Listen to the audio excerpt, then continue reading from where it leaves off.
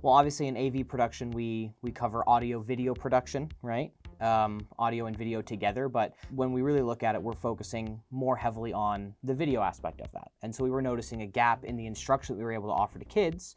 We decided that it would be a great time to add a digital audio technology class that got to focus heavily on just the audio production side of things. If I introduce the story as the reporter, right?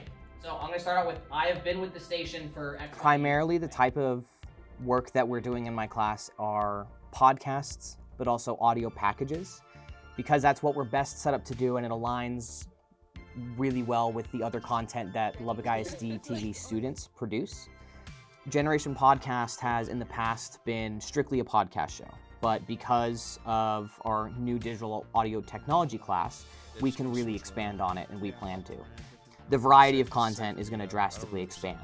It's not just going to be podcasts as we go throughout the year. There will be maybe some possible narrative work, audio packages, think of like feature stories and nat packages that you do in your video classes, but adapted to fit an audio-first experience. The first time that I got to give the students the recorders and just let them kind of mess around, recording each other, recording different sounds around the station, and seeing them light up a little bit and get excited for audio was a big motivator for me. As a first year teaching this class, I wasn't sure how the students would take it in and take ownership of it.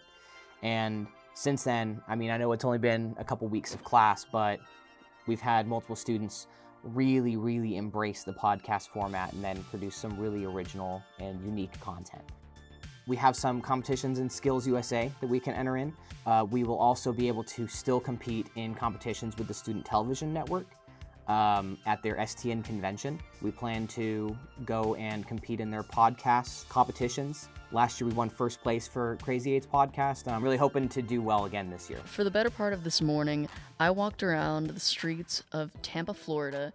I am legally blind, and I wanted to ask people, one, if in about 25 seconds they could describe what they were seeing in the city.